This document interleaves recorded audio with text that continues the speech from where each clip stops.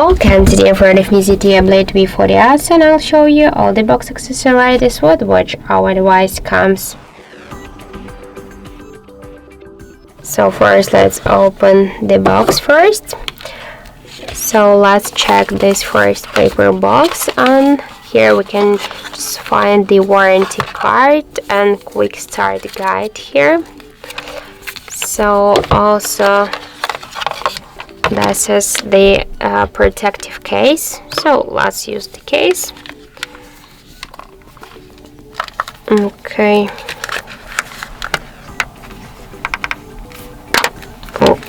so the protective case. The next box, let's just open it.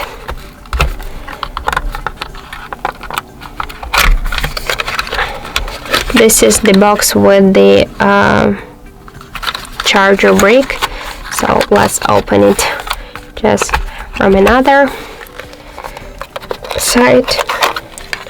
So this is the charger brick, the original ZTE with all of the specs. The next box, I think this is the USB Type-C cable. Yeah, and one more box, the last one. Here just we can find the just adapter for the headphones for the 3.5 millimeters.